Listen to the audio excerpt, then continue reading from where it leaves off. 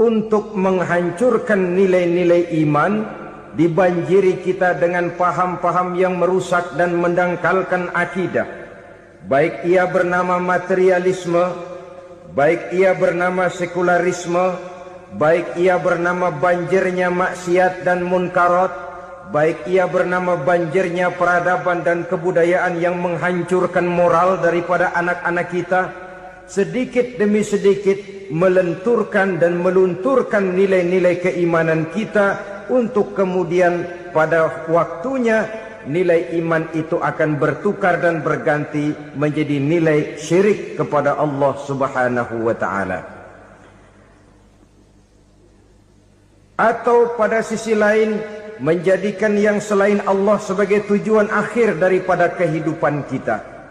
Sedangkan kita sama-sama maklum bahwa di dalam pandangan agama Islam, dosa yang tidak berampun, dosa yang terbesar, termasuk dalam kategori bapak moyangnya dosa, tidak lain adalah syirik, yakni menyekutukan Allah Subhanahu wa ta'ala. Pola penghancuran iman ini memang berstrategi. Ditawarkan kita kepada paham materialisme, paham kebendaan, di mana otak menempati urutan sebagai ranking pertama, Tuhan jatuh pada urutan kedua. Lalu menyusul kepada paham sekularisme, Allah dipisahkan dari seluruh kegiatan hidup ini, untuk pada gilirannya menjadikan yang selain Allah sebagai tujuan akhir daripada seluruh kegiatan hidup kita. Oleh karenanya, kewajiban menjaga nilai-nilai iman ini merupakan kewajiban yang mulia tetapi berat, tidak hanya untuk kita, tetapi juga bagaimana mewariskannya kepada anak-anak kita, generasi yang akan datang. Orang-orang tua bijaksana yang diceritakan di dalam Al-Quran, kalau sudah berpikir tentang anak-anaknya, pertanyaan yang paling mereka risaukan ialah, ma ta'buduna min ba'di. Anakku, kalau pada satu saat aku, ayahmu sudah tidak ada lagi di dunia ini, meninggalkan kamu semua, ma ta'buduna min ba'di, apa yang akan kamu sembah nak? Jikalau sekarang ayahmu masih mau ke masjid, masih mau melakukan rukuk dan sujud, masih beribadah menyembah Allah Subhanahu wa ta'ala, kalau orang tuamu sudah tidak ada, ma ta'buduna min ba'di, masihkah engkau mau datang ke masjid? Masihkah engkau mau rukuk dan sujud? Masihkah engkau mau menyembah Allah Subhanahu wa ta'ala? Pertanyaan ini yang dipikirkan oleh Nabi Yakub kepada putra-putranya. Pertanyaan ini yang diteruskan oleh Nabi Ibrahim kepada anak-anaknya. Pertanyaan ini yang diwariskan oleh generasi ulama salafus saleh kepada para generasi berikutnya. Bagaimana kita generasi sekarang? Kita orang-orang tua sekarang bukan berfikir ma ta'buduna min ba'di, malah yang kita fikirkan ma ta'kuluna min ba'di. Kalau bapak tidak ada nanti kamu makan apa nak? Perkara kamu nyembah apa, urusan nomor 18. Yang penting kamu nanti hidup bisa makan nak. Maka kita sibuk mewariskan harta kepada anak-anak kita. Kita sibuk mewariskan kebun dan tanah kepada anak-anak kita. Kita sibuk mewariskan pabrik kepada anak-anak kita, sementara kita lupa mewariskan intan yang paling mahal, mewariskan mutiara yang paling berharga, yaitu nilai iman kepada Allah Subhanahu wa ta'ala. Alangkah baiknya apabila warisan harta, warisan tanah dan kebun, warisan rumah dan pabrik didasari lebih dahulu dengan mewariskan nilai iman kepada Allah Subhanahu wa ta'ala. Sebagai orang-orang tua, kita boleh bersedih kalau anak kita tidak mengerti komputer. Kita boleh bersedih kalau anak kita tidak mengerti matematika. Kita boleh bersedih kalau anak kita tidak mengerti bahasa Inggris.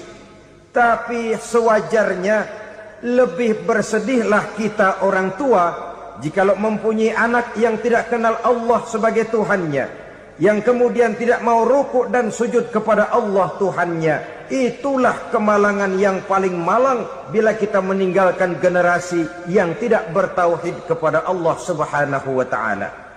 Betapapun anak kita tidak ngerti komputer, saudara, paling-paling kerugiannya cuma kerugian dunia.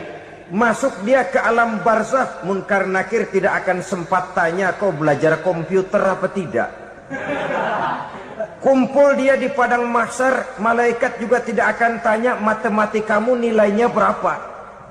Yang ditanya kau kenal Allah, kau rukuk dan sujud kepadanya, kau pernah datang ke masjid. Oleh karena itu sekali lagi, menjaga nilai iman tidak hanya untuk kita, tetapi juga mewariskannya kepada anak-anak kita, generasi yang akan datang. Sungguh kemalangan yang paling besar apabila kita meninggalkan anak-anak kita. Mereka kita tinggalkan lemah ekonominya, itu tidak baik. Mereka kita tinggalkan lemah otaknya, itu pun akan membuat mereka tertinggal oleh yang lain. Tapi yang paling celaka, jikalau kita tinggalkan mereka dalam kondisi lemah imannya, rapuh akidahnya, tidak baik dan tidak betul keyakinan hidupnya. Oleh karena itu Nabi berpesan, jauhilah 7 perkara yang merusak. Yang pertama, syirik kepada Allah Subhanahu wa ta'ala. Menyekutukan Allah baik dalam ucapan, dalam keyakinan ataupun dalam perbuatan. Ini perkara pertama yang termasuk 7 perusak besar di dalam kehidupan. Kalau sudah jatuh kita ke lembah syirik, bagaimanapun banyak kebaikan yang kita kerjakan, berjiwa sosial, bertangan pemurah, gemar menolong orang lain, kalau memang dasarnya syirik, maka seluruh kebaikan kita akan hancur, tidak akan ada nilainya dalam pandangan Allah Subhanahu wa ta'ala. Dalam pandangan manusia, mungkin kita dicatat sebagai orang sosial, gemar menolong orang lain, tidak berpangku tangan melihat orang yang mendapat kesulitan. Tapi oleh karena dasarnya syirik, dasarnya tidak mentauhidkan Allah, maka seluruh nilai kebaikan yang kita kerjakan tidak akan ada nilainya dalam pandangan Allah Subhanahu wa ta'ala. Maka jagalah iman kita, jangan sampai dihinggapi penyakit syirik yang bagaimana kecilnya sekalipun. Sekali lagi, baik syirik dalam bentuk ucapan, syirik dalam bentuk keyakinan, sampai kepada syirik dalam bentuk perbuatan, kita berhindar kepada sifat-sifat yang sedemikian itu. Karena apa? Dalam satu ayat Quran Allah Subhanahu wa ta'ala menjelaskan, innallaha la yaghfiru ayyushraka bih wa yaghfiru ma duna dzalika liman yasha. Allah tidak akan memberi ampun kepada orang-orang yang menyekutukannya, tapi Allah masih mau memberikan ampun kepada dosa-dosa yang selain itu bagi orang-orang yang dikehendakinya. Dosa selain syirik, apabila kita bertaubat, Allah masih mau mengampuni. Tapi kalau sudah jatuh ke tempat syirik, itu sudah dosa yang tidak berampun. Taubatnya tidak lain melepas syirik, kembali kepada tauhid, berkeyakinan bahwa hanya ada Allah Subhanahu wa ta'ala, Tuhan satu-satunya, yang lam yalid walam yulad walam yakul lahu kufuwan ahad.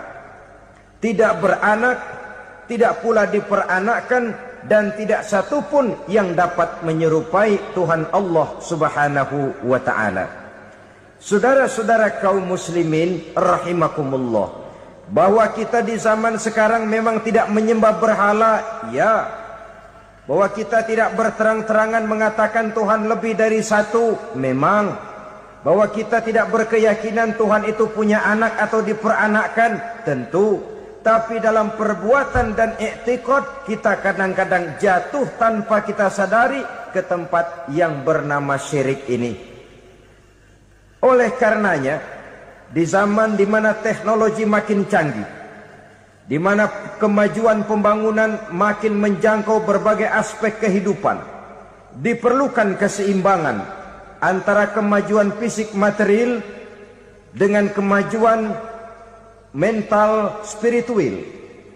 Apabila tidak ada keseimbangan, yang terwujud tentulah kepincangan. yang diawali dengan pincangnya cara kita berpikir sehingga pada akhirnya akan mengarah kepada pincangnya cara kita berbuat dan bertindak di dalam kehidupan kita. Oleh karena itu Nabi berpesan, jauhilah sifat syirik karena syirik merupakan dosa yang teramat besar. Ini sifat merusak yang pertama.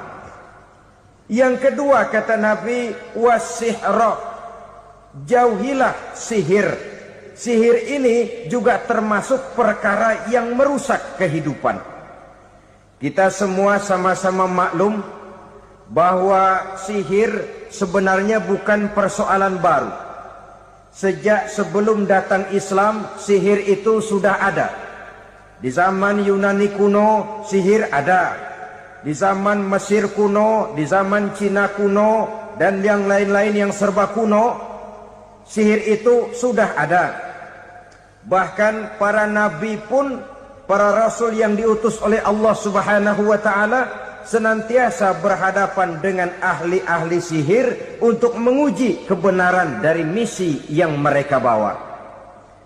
Sihir adalah perbuatan di luar kebiasaan yang bisa dikerjakan oleh ahlinya dengan bantuan jin atau setan. Hukum mempelajari sihir adalah haram, mengamalkannya lebih haram lagi. Sebab itu saudara-saudara, sihir merupakan perbuatan merusak yang harus kita jauhi. Ciri-ciri daripada perbuatan sihir, pertama ia mengandung tipuan, bayangan khayal. Di zaman Nabi Musa misalnya, orang melihat tambang-tambang itu seperti ular. Nabi Musa melayangkan tongkatnya menjadi ular-ular besar yang memakan ular-ular kecil ciptaan tukang-tukang sihir Fir'aun tadi. Lalu sihir bisa terjadi dengan bantuan jin kafir atau setan. Kemudian ciri yang ketiga, sifatnya halus dan tersembunyi. Taruh kata ada seorang ahli sihir yang mempergunakan ayat-ayat Quran sebagai jompa-jampe, sebagai baca-bacaan, itu cuma sekedar kedok. Tujuannya tidak lain menjadikan agama sebagai ketok untuk membenarkan cara yang dimurkai oleh Allah Subhanahu wa ta'ala. Satu hadis yang diriwayatkan oleh Imam Bazar dan Tabrani, Nabi berpesan, laisa minna man tatayyara lahu au takahhana au tukuhhina lahu au sahira lahu. Tidak termasuk ke dalam golonganku, kata Nabi. Tidak termasuk umatku. Siapa mereka? Man tatayyara lahu, orang yang bertatoyur. Apa tatoyur itu? Dari kalimat toyaro artinya terbang. Toir biasa diartikan dengan burung. Tatoyaro percaya kepada suara-suara burung. Man tatoyaro lahu, mempercayai, meyakini dengan benar-benar kepada suara beburungan. Kan suka ada itu, nah bunyi burung tuh, maling liwat. Maling liwat. Burung bunyi, maling liwat. Itu termasuk tatoyaro lahu, percaya kepada suara burung. Kan aneh kalau suara orang nggak dipercaya, suara burung malah dipercaya. Ada ustadz ceramah, kiai ngaji, nggak mau didengerin, burung dengerin bener. Nah, suaranya dari sebelah mana? Belah kulon. Nah, itu tandanya ano. Habis dihitung-hitung. Itu termasuk tatoyaro lahu. Au takahana, atau bertenung, au tukuhina, atau minta ditenungkan. Au sahiro lahu, atau melakukan perbuatan sihir, atau minta disihirkan. Laisa minna, tidak termasuk ke dalam golonganku, kata Nabi. Sehingga dengan demikian saudara-saudara, menghadapi sihir dengan sihir sekalipun termasuk perbuatan yang tidak diajarkan oleh agama. Kita kan mempelajari sihir untuk jaga diri. Tidak apa-apa yang dilarang mengamalkannya, dilarang juga mempelajarinya. Sebab orang kalau sudah mengetahui, biasanya lalu terangsang untuk mencoba. Kalau percobaannya berhasil, biasanya terangsang untuk coba lagi dan coba lagi. Pada akhirnya ketagihan, lalu beralih menjadi profesi, apalagi itu nanti bisa mendatangkan hasil uang. Saudara-saudara kaum muslimin rahimakumullah, kita manusia makhluk nyata. Kita hidup di alam nyata, terikat oleh sunnatullah, causality. Oleh karenanya, bagi kita keyakinan yang penuh, keikhlasan di dalam bertuhankan Allah, penyerahan diri sepenuhnya hanya kepadanya, itu sudah merupakan obat penangkal yang sangat ampuh agar kita tidak terkena penyakit-penyakit yang dibuat oleh setan dan para pembantunya. Sehingga beberapa ayat Quran mengajarkan, misalnya a'udzu bikalimatillahi tammati min syarri ma khalaq, atau bismillazi la yadurru ma'asmihi syai'un fil ardi wala fis sama', dengan menyebut nama Allah yang tidak bisa mendatangkan bahaya sedikit pun dari baik yang datang dari langit maupun yang datang dari bumi. Jiwa yang kosong dari keyakinan yang penuh kepada Allah, jiwa yang penuh was-was dan ragu-ragu, itu yang mudah terserang oleh penyakit-penyakit yang dikerjakan oleh para tukang-tukang sihir, yaitu oleh setan dan seluruh para pembantunya. Kemudian hadis kedua yang diriwayatkan oleh Imam Ibnu Hibban, Nabi bersabda, la yadkhulul jannata mudminu khamrin wala mu'minu bisihrin wala qati'u rahmin. Tidak masuk surga. Ini Nabi yang bilang, tidak masuk surga. Siapa itu? Pertama, mudminu khamrin, orang yang berkekalan dalam mabuk. Selalu mudminun itu sudah menjadi perbuatan rutinnya, tidak kapok-kapoknya, teler seumur hidup. Mudminu khamrin, tidak masuk surga orang yang selalu bermabuk-mabukan. Yang kedua, wala mu'minu bisihrin, orang mukmin tapi main sihir. Ini juga oleh Nabi diperingatkan, tidak akan masuk surga orang mukmin tapi suka main sihir. Wala qati'u rahmin, dan tidak juga orang yang memutuskan silaturahmi. Tiga macam manusia yang diperingatkan Nabi tidak akan masuk surga: orang yang selalu mabuk, orang mukmin yang main sihir, dan orang yang memutuskan silaturahmi. Saudara-saudara kaum muslimin rahimakumullah. Lalu orang berkata, kenapa dilarang kita bersihir? Padahal Rasul sendiri kan punya mukjizat. Nah, kita memang harus membedakan antara mukjizat dengan sihir. Dalam kehidupan agama kita kenal ada yang namanya mukjizat, ada yang namanya karomah atau keramat biasa diucapkan, ada yang namanya maunah, ada yang namanya irhas, ada juga yang namanya sihir. Kesemuanya ini berbeda, saudara-saudara. Yang dinamakan mukjizat itu khusus untuk para rasul saja. Satu kejadian luar biasa yang terjadi dilakukan oleh rasul atas izin dari Allah Subhanahu wa taala. Perbedaannya dengan sihir jelas.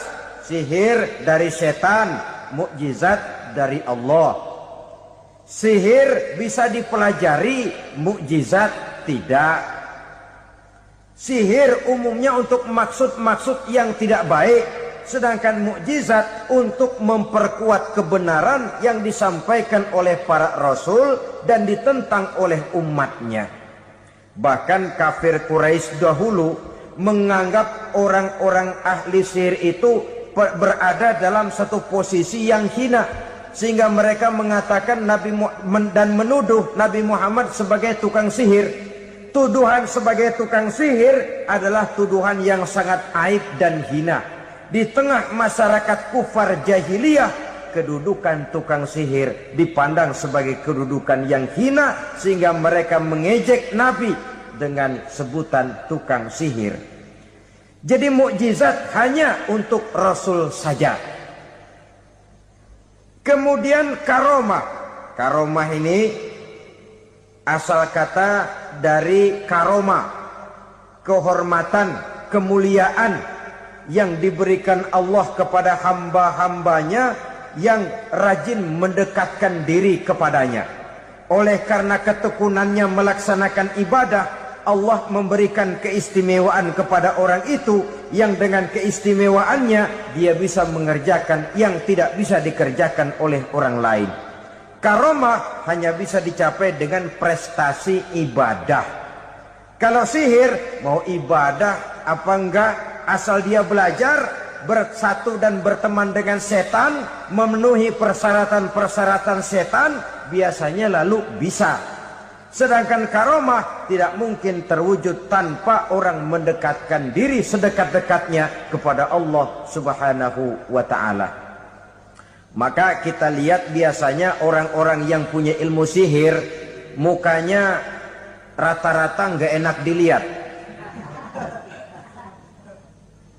Kumuh, jauh dari air wudhu, jauh dari sujud kepada Allah, malah berteman dengan setan, menjadi pelayan-pelayannya setan. Saudara-saudara, adapun maunah, keistimewaan yang diberikan Allah kepada hamba-hambanya yang belum sampai kepada tingkat wali, tapi orang itu lebih banyak kebaikannya daripada kesalahannya. Umpamanya, saudara jalan bertiga di pinggir jalan, saudara ada pada posisi di tengah, lalu bertiga ini ketabrak mobil. Menurut perhitungan saudara mati lebih dahulu. Tapi terjadi hal yang aneh, dua teman saudara mati, saudara malah cuma luka dan lecet sedikit saja. Apa itu? Kalau kita lebih banyak kebaikannya daripada kesalahannya, itu yang dinamakan maunah, pertolongan yang diberikan Allah kepada hamba-hambanya yang lebih banyak kebaikannya daripada kesalahannya. Sedangkan yang dinamakan irhas, kejadian luar biasa pada diri seseorang pada waktu dia masih kecil, yang menunjukkan tanda-tanda keistimewaannya. Itu umumnya pada para nabi pada usia kecilnya sudah ada irhas, tanda-tanda istimewa. Jelas baik mukjizat, karomah, maunah maupun irhas berbeda dengan sihir. Sihir ini jelas saja merupakan bantuan dan persekutuan antara manusia dengan setan. Padahal setan, kata Allah dalam Al-Quran, innahu lakum aduwwum mubin, sesungguhnya setan bagi kamu adalah musuh yang sangat jelas.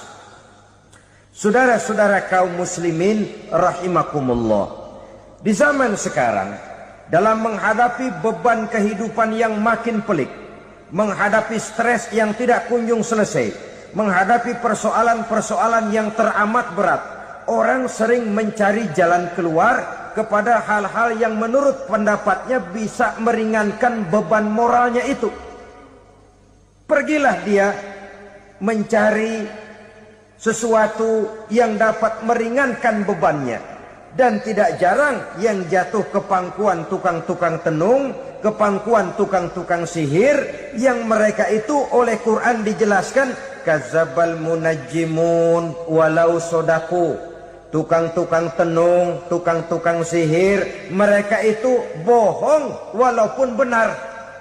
Maksudnya bohong walaupun benar, artinya kalau yang mereka kerjakan benar, itu sih kebenaran. Benar dengan kebenaran itu lain. Kebenaran, kebetulan bisa, tapi tidak untuk selalu. Apalagi kalau itu sudah membahayakan kehidupan orang lain. Jadi oleh karena itu Nabi berpesan jauhilah daripada sihir. Kalau sudah jauhilah dari sihir artinya ya jauhilah daripada mempelajarinya, jauhilah daripada bergaul dengan orang-orang yang ahli di bidang itu, karena dari pergaulan segalanya bisa menular. Baiklah saudara, ini yang kedua. Yang ketiga pesan Nabi, wa qatlan nafsil lati harramallahu illa bil haq. Membunuh orang lain dengan cara yang tidak benar. Membunuh orang yang diharamkan oleh Allah Subhanahu wa taala untuk melakukannya kecuali dengan alasan yang benar. Kita tahu Islam adalah agama damai. Sesuai dengan namanya, ia tidak dikembangkan dengan pedang dan kekerasan. Ia dikembangkan dengan keteladanan dan tuntunan moral.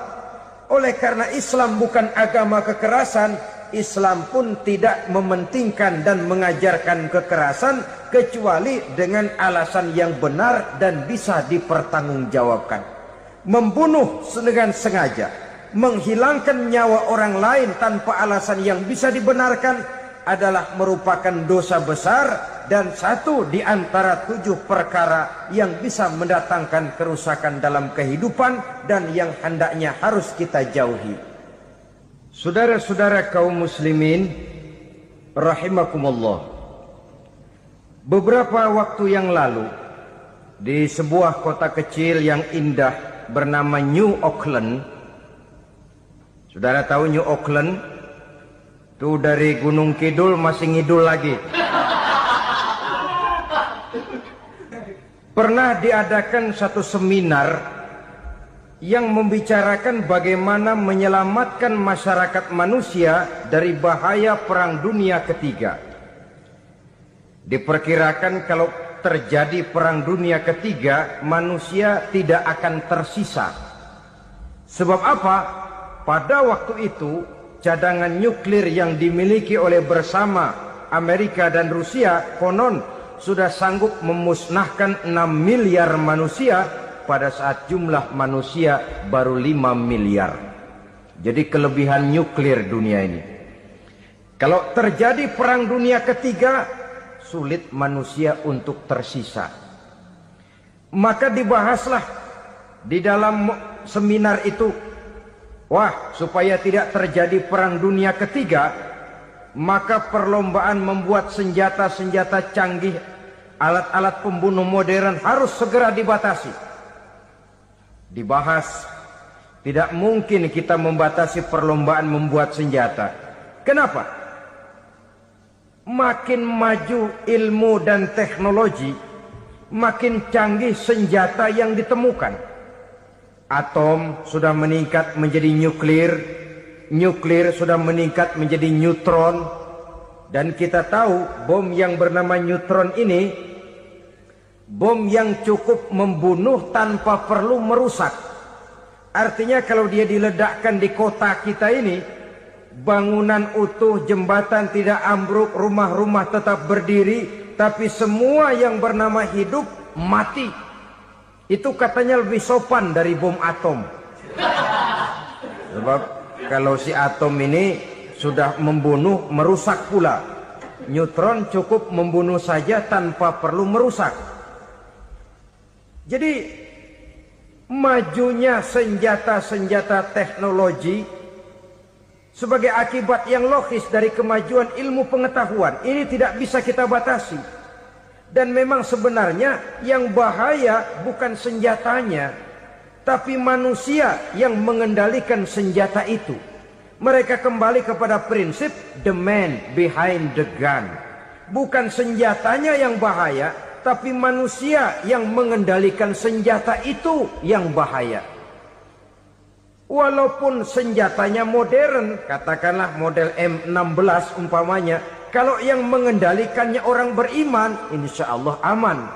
Tapi biar megang cuma senapan angin, kalau yang megang orang brutal, ngeri kita deket-deket.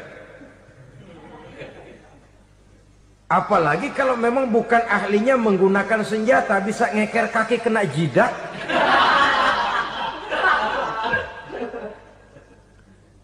mereka kembali kepada prinsip lama yang tetap baru, bukan senjatanya yang harus dibatasi, manusia yang mengendalikan senjata itu yang perlu dibicarakan. Nah, kalau begitu, agar manusia tidak mempergunakan senjata sewenang-wenang, apa yang harus kita lakukan? Ya, manusianya harus bermoral. Ya, tapi moral yang mana? Di dunia ini banyak ajaran tentang moral. Itu pun mudah saja. Di sini kan kita undang saja ahli dari berbagai agama untuk membicarakan konsep perdamaian menurut agamanya masing-masing. Baik, setuju itu? Setuju. Maka tampillah para ahli agama, mereka kembali kepada prinsip moral daripada konsep yang terkandung di dalam ajaran agama untuk menegakkan perdamaian. Mula-mula naiklah ahli dari agama Hindu. Dibacakan konsep perdamaian menurut ajaran agama Hindu, bahwa untuk damai manusia harus meninggalkan nafsu keduniaannya, menempuh samsara dan sebagainya untuk mencapai nirwana, menjauhi kemegahan dan kemewahan dunia. Ini lalu dibahas, rasanya juga tidak mungkin ini. Kemudian dari agama Nasrani, bahwa untuk damai manusia harus menciptakan sifat kasih sayang. Kalau ditampar pipi kiri, berikan pipi yang kanan. Kalau diberikan selendang, berikan baju. Nanti orang kasihan, lalu dia tidak akan nampar lagi. Ketika ini dibahas, ternyata rasanya pun tidak mungkin bisa diterima. Karena apa? Di zaman sekarang orang ditampar pipi kiri, dikasih pipi kanan. Bukan kasihan, gemes. Damai belum tentu, bonyok udah jelas. Lalu ketika dibacakan konsep perdamaian menurut Quran, di mana disampaikan ayat wa jazaa'u sayyi'atin sayyi'atun misluha faman afa wa aslaha fa ajruhu 'ala Allah. Balasan terhadap satu kejahatan adalah kejahatan yang seimbang. Tetapi barang siapa yang memberi maaf dan mencari jalan damai, itulah yang terbaik dan akan mendapat pahala dari Allah Subhanahu wa ta'ala. Kamu tidak salah ditampar pipi kirimu, tampar lagi pipi kirinya sekeras dia menampar pipi kirimu.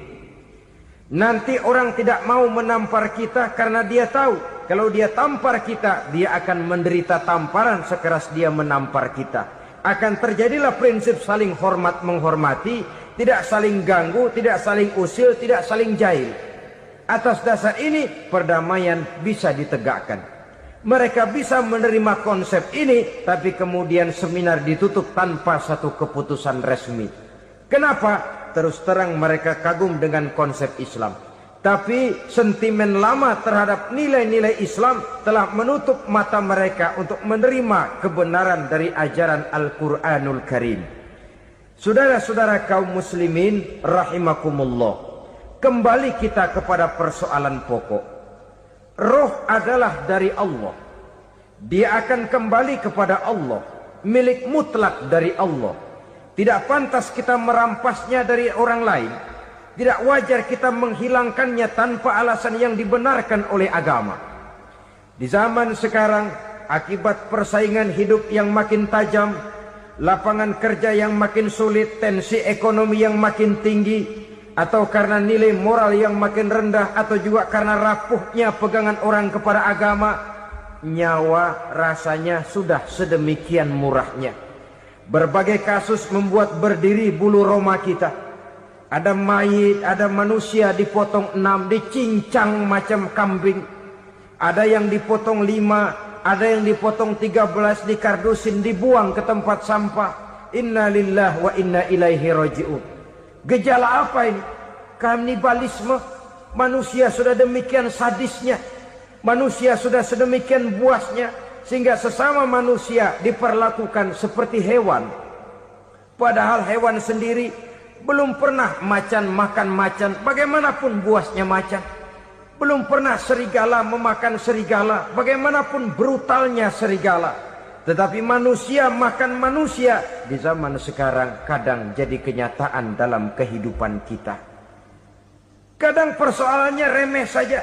Soal uang 200 perak, pisau bicara, nyawa melayang. Soal rokok sebatang, celurit bicara, nyawa melayang. Soal-soal yang sama sekali tidak prinsip, begitu mudah kita menghilangkan nyawa orang lain.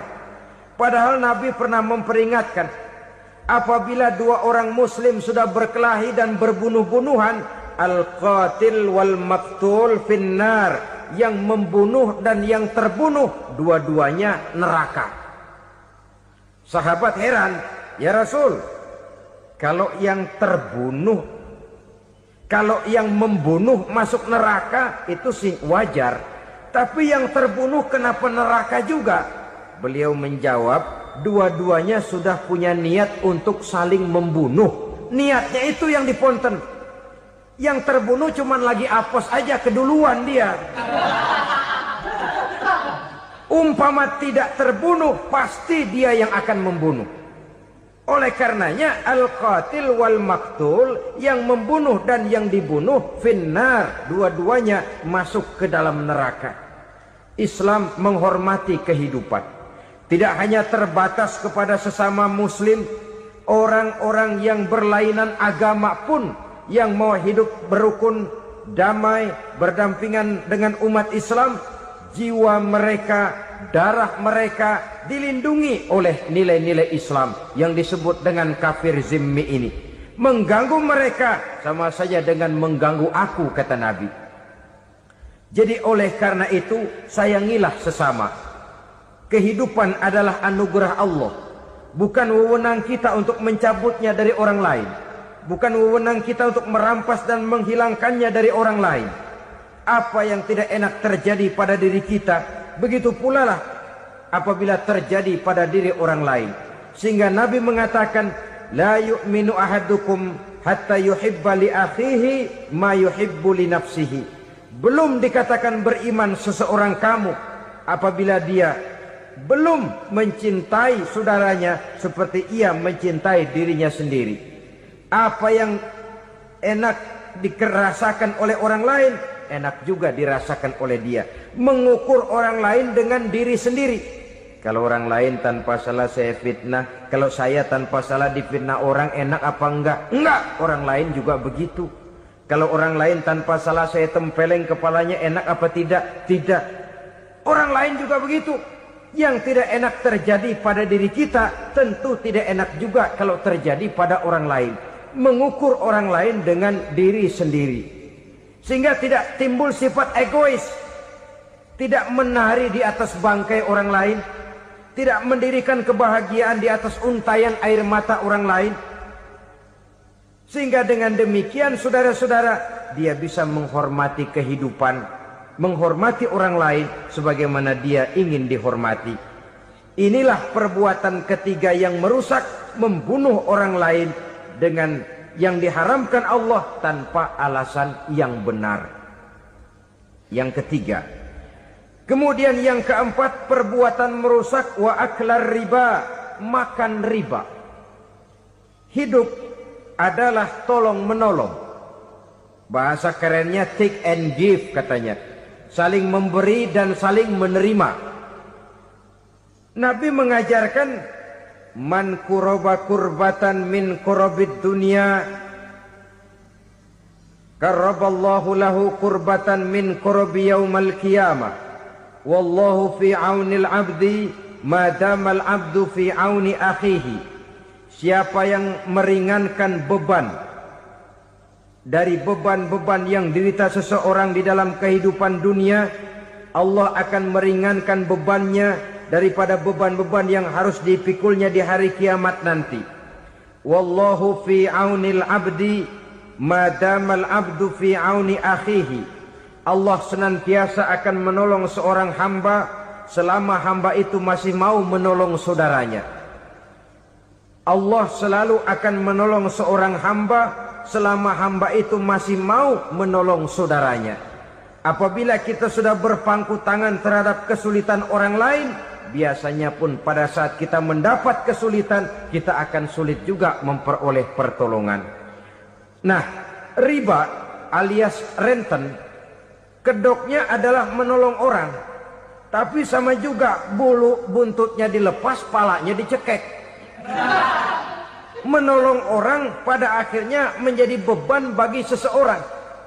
Dan memang mencari orang-orang yang berada dalam posisi kesulitan. Biasanya di daerah-daerah di mana musim paceklik jadi lapangan kerja sulit, sedangkan urusan perut tidak bisa ditunda. Akhirnya orang terjebak ke dalam rentenir, ke dalam riba, ke dalam renten, bunga berbunga, sehingga satu saat jumlah bunganya bisa lebih besar dari jumlah pinjaman pokoknya. Kemudian kalau juga ternyata tidak bisa dibayar, rumah jadi taruhan. Memang rumah satu-satunya, begitu rumah ditarik mulain camping. Bukankah pada akhirnya akan mewariskan kesengsaraan? Oleh karena itu, kepada kita berusahalah jangan berhubungan dengan rentenir, jangan makan renten dan riba. Kepada mereka yang melaksanakan riba, walaupun mendatangkan keuntungan materi, tapi percayalah harta yang didapat dengan jalan riba tidak akan membawa keberkahan. Manakala tidak membawa keberkahan, dia tidak akan mendatangkan ketenangan di dalam kehidupan kita. Oleh karenanya, memakan harta riba termasuk perbuatan yang merusak sendi-sendi kehidupan sosial, merusak kehidupan orang lain, merusak kehidupan masyarakat, tetangga, pergaulan, dan sebagainya. Yang kelima, wa akla malil yatim, memakan harta anak yatim dengan cara yang zalim. Nih, memang lezat. Anak yatim itu nggak tahu urusan apa-apa. Kita diamanahkan untuk mengurusinya. Kadang-kadang dibentuklah panitia penyantunan yatim piatu. Yatimnya mah tetap kelaparan, panitianya yang pada gendut.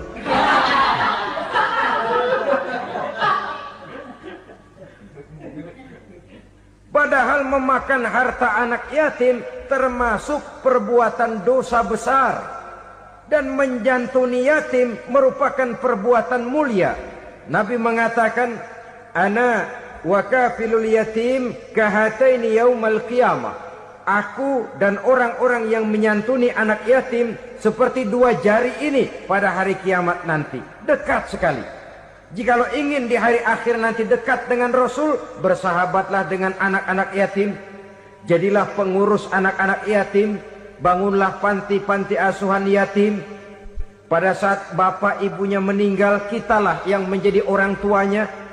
Bahkan sedemikian besar perhatian Islam terhadap anak-anak yatim ini, sehingga Quran memberikan peringatan, ara'aital ladzi yukadzibu biddin fadzalikal ladzi yad'ul yatim wa la yahuddu ala ta'amil miskin. Tahukah kamu siapa orang yang mendustakan agama, beragama tapi dianggap dusta, solatnya dusta, puasanya dusta karena agamanya sudah berdusta. Siapa mereka? Fazalikal ladzi yad'ul yatim, orang yang menyia-nyiakan anak yatim, wala yahuddu ala ta'amil miskin, dan tidak pernah memberi makan kepada orang-orang yang menderita kemiskinan. Menyia-nyiakan, meninggalkan anak yatim termasuk perbuatan yang divonis kita sebagai orang yang mendustakan agama. Saudara-saudara kaum muslimin rahimakumullah, maka sangat dicela mengeksploitir anak-anak yatim, menjadikan mereka sebagai kedok untuk mencari kekayaan pribadi. Tetapi jikalau ikhlas, ganjarannya sangat besar, nilai pahalanya sangat besar. Menyantuni yatim tidak hanya setahun sekali. Kalau Muharram pakai istilah lebaran yatim, dibentuklah panitia, diberilah beras, uang 4-5 ribu rupiah, alhamdulillah. Tapi jangan lupa, si yatim tidak hidup cuma satu hari. Dia tidak hidup cuma di bulan Muharram saja, dia hidup 12 bulan dalam setahun. Sebagaimana anak-anak yang lain, dia juga berhak punya masa depan. Dia juga berhak menikmati bangku sekolah. Dia berhak mengenyam arti dan makna pendidikan. dia berhak membekali diri dengan ilmu dan pengetahuan seperti halnya anak-anak yang lain. Maka kita yang diberikan keluasan oleh Allah, ingatlah itu, bersahabatlah dengan anak-anak yatim, santuni mereka. Perkara setahun sekali di bulan Muharram, alhamdulillah, itu bagus bin Thayyib alias baik. Tapi tentu dan tentu sekali lagi, si yatim tidak hanya hidup di bulan Muharram. Dia hidup 12 bulan dalam setahun, 24 jam dan di dalam sehari. Oleh karenanya, menyia-nyiakan mereka pada saat posisi kita memang mampu akan memojokkan kita dalam satu posisi di mana kita dianggap sebagai orang yang mendustakan agama, memakan harta anak yatim dengan cara yang zolim. Bapaknya udah meninggal, kebunnya lebar, anaknya dikelecehin. Nah, dah kamu gak usah pusing, nanti saya yang ngurus. Akhirnya bukan ngurus, nguras. Si yatim mungkin tidak tahu bahwa dia disia-siakan, haknya diambil, miliknya dizalimi. Tapi Allah yang akan membalasnya dengan seadil-adilnya. Maka makan harta anak yatim biasanya balasannya tokcer bin paten. Nggak banyak selang tempo itu, nggak percaya cobain dah. Nyobain aja kan nggak bayar, umpama memakan harta anak yatim dengan cara yang zolim, ganjarannya biasanya kontan. Kenapa? Ratapan si miskin, untayan air matanya, jeritan kepedihan hatinya, membuka pintu langit, permohonannya diijabah, getaran hatinya didengarkan oleh Allah. Maka balasannya biasanya kontan, spontan, tidak menunggu waktu terlalu lama. Itu di dunia, belum lagi di akhirat nanti. Bukankah dalam riwayat Mi'raj diceritakan Nabi melihat di neraka itu orang perutnya sebesar rumah? La haula wala quwata. Itu perut kayak rumah, bagaimana jalannya tuh orang? Dan memang gak jalan, diseret-seret oleh malaikat di neraka itu. Hancur perutnya, amburadul itu perut. Berantakan isinya, dibulatkan lagi, diseret lagi, hancur lagi, dibulatkan lagi. Sampai Nabi tanya, orang itu begitu berat siksanya kenapa ya Jibril? Itu Muhammad, waktu di dunia dulu rakus banget makan harta anak yatim. Begitu vonisnya, begitu menyedihkan nasibnya di akhirat. Tapi di dunia pun ketidakberkahan itu sudah membayangi kehidupannya.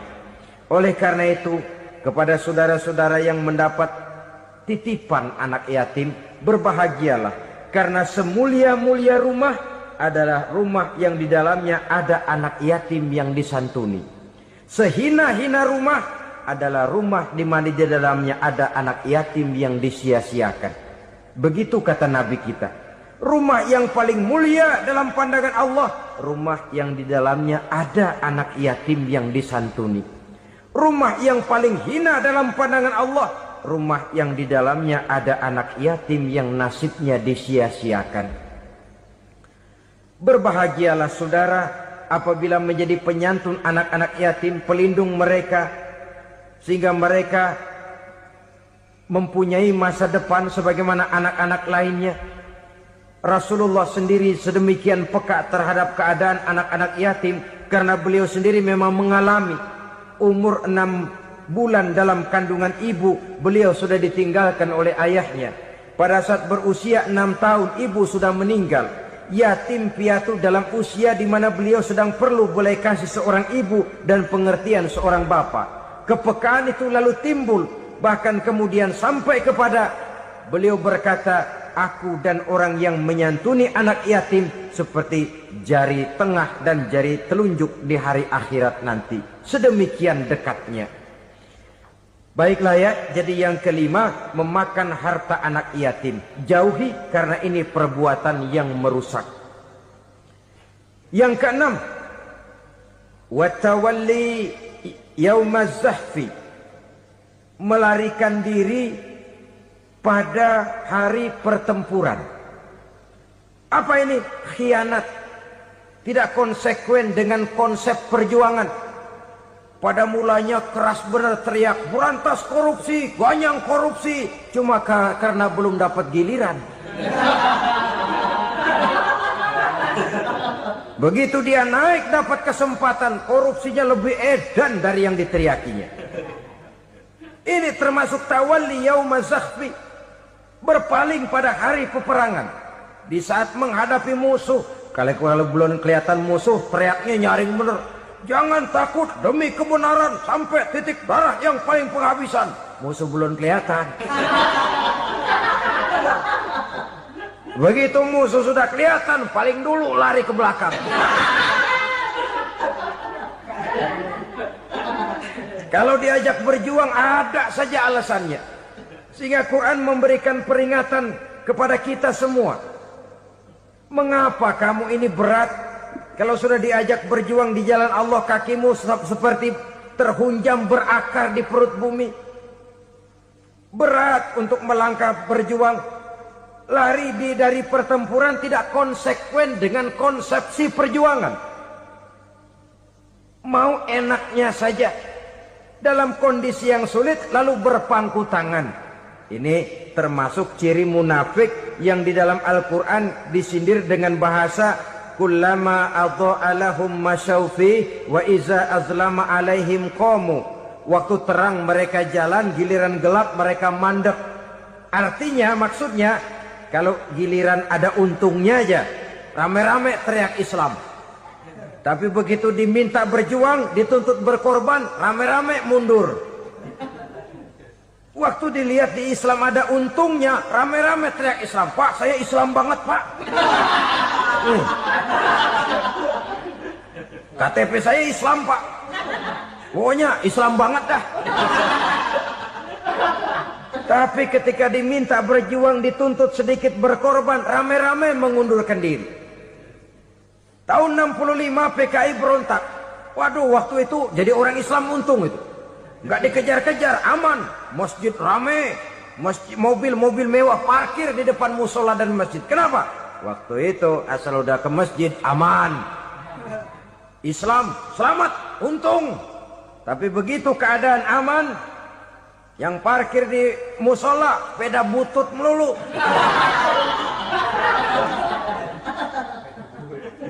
Waktu terang mereka jalan, waktu gelap mereka berhenti. Dikala di Islam ada untungnya, baru wah Islam bagus, Islam hebat. Tapi waktu dilihat ada kerugian, jangan bawa-bawa Islam dah. Jangan bicara soal Islam, ini kan bukan soal agama. Bukan soal agama. La haula wa la quwata illa billah. Beragama kita ambil talfik fid din, mengambil yang enteng-enteng saja dalam urusan beragama ini. Tidak konsekuen kita dengan Islam kita. Seolah kita mau memilih mana yang terasa cocok sama selera kita, kita teriak Islam. Beratan aja dikit, rame-rame berpaling. Itu termasuk tawalli yaumaz zahfi. Para pengkhianat, mental-mental hipokrit yang tidak mau konsekuen menghadapi segala bahaya. Itu termasuk perbuatan yang merusak. Kenapa? Kalau cuma dia saja yang lari, mungkin tidak jadi soal. Tapi larinya ini akan mempengaruhi orang lain. Nah, pengaruhnya itu yang dicegah. Sebab kalau satu sudah mulai lari, yang lain mulai ngelirik. Ketika yang dilirik kemudian tidak ada reaksi, dia akan ikut lari. Artinya apa? Seorang muslim harus konsekuen dengan konsep perjuangannya, dengan keyakinan keagamaannya, dan tidak memilih yang enak-enak saja di dalam kehidupan beragama. Lari dari pertempuran, bermental khianat, mengkhianati agama, merupakan satu di antara sifat yang merusak. Terakhir saudara,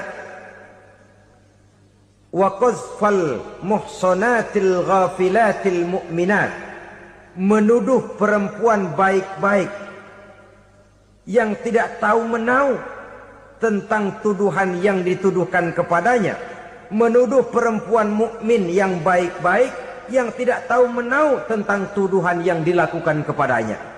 Fitnah lebih bahaya daripada pembunuhan. Puasa sunnah pada hari Senin dan hari Kamis. Apa sumber hukumnya? Diriwayatkan oleh Imam Muslim dari Abi Qatadah. Rasulullah Shallallahu Alaihi Wasallam ditanya tentang puasa pada hari Senin. Kenapa Rasul melakukan itu? Beliau menjawab, "Zalika yaumu wulidtu fihi wa yaumu bu'istu au unzila alayya fihi." Hari Senin itu adalah hari di mana aku dilahirkan dan hari di mana aku dibangkitkan. Wahyu pertama turun kepadaku pun pada hari itu. Maka sunnah melaksanakan puasa pada hari itu. Adapun hari Kamis, ada hadis yang diriwayatkan oleh Imam Turmuzi dari Abi Hurairah, Nabi bersabda, "Tu'radul a'malu yaumul isnaini wal khamisi fa uhibbu an yu'rada amali wa ana sha'im." Disetor amal setiap manusia pada hari Senin dan pada hari Kamis. Maka aku ingin, kata Nabi, agar pada saat amalku disetor itu aku sedang puasa. Jadi malaikat itu menurut riwayat ini mencatat dan menyetorkan catatan amalan seseorang pada hari Senin, hari Kamis. Tiap hari Senin amalan kita disetor oleh malaikat. Catatan terakhir tentu yang sedang kita kerjakan, sehingga yang masuk daftar, saya tinggalkan orang ini, dia sedang puasa, karena naik catatan amalnya pada hari Senin. Kamis diangkat lagi, catatan paling akhir, saya tinggalkan orang ini, dia sedang puasa. Itu makna fa uhibbu ayyurada amali wa ana shaim. Aku senang kalau pada saat amalku disetor, catatan paling akhir aku lagi puasa. Satu keistimewaan. Alangkah celaka tiap amalan disetor kita sedang berbuat jahat. Senin, Kamis, teler, mabok, judi. Tiap amalan disetor, catatan akhirnya saya tinggalkan si fulan lagi teler. Laporan Senin. Kamis laporan lagi, saya tinggalkan si fulan lagi mirip kartu.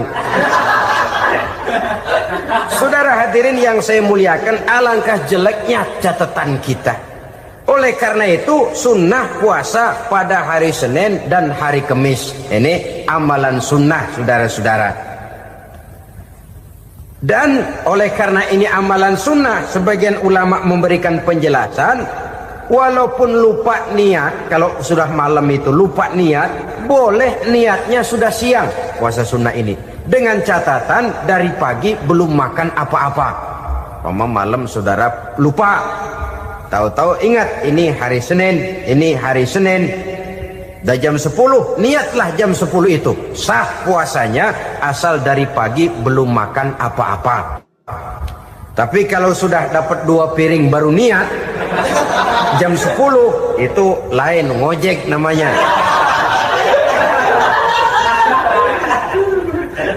Allah Subhanahu wa ta'ala akan memuliakannya dengan 10 macam perkara. Saudara, ini keuntungannya. Yang pertama, orang yang puasa di hari-hari 10 bulan Zulhijjah diberikan al-barakah fi umrihi, diberikan keberkahan pada umurnya. Setiap kita ingin memperoleh umur yang berkah. Umur yang berkah itu yang bagaimana? Apa yang jumlahnya panjang? Mungkin. Tetapi yang jelas umur yang berkah ini adalah umur yang bisa dipertanggungjawabkan di hadapan Allah Subhanahu wa ta'ala. Artinya umur yang diisi penuh dengan kebajikan, umur yang diisi dengan segala macam kegiatan ibadah, dan umur yang dengan demikian sungguh pun kita sudah mati, jasad terkubur dalam tanah, nama kita akan tetap hidup, dikenal orang oleh karena kebajikan yang kita kerjakan. Saya kira akan lebih merupakan azab ketimbang nikmat kalau orang diberikan umur panjang tapi hanya untuk menumpuk-numpuk dosa saja. Kan lebih baik mana? Umur pendek banyak pahala, umur panjang banyak dosa. Lebih baik mana? Saya yakin yang paling baik tentu umur panjang banyak pahala. Paling sial umur pendek dosa melulu. Sudah diberikan umur pendek tidak seberapa, dosa berlipat ganda. Itu kalau orang kampung bilang tekor namanya. Rugi. Umur pendek hanya untuk menumpuk-numpuk dosa. Boleh jadi kalau umat-umat zaman dulu, saudara, mereka diberikan umur panjang.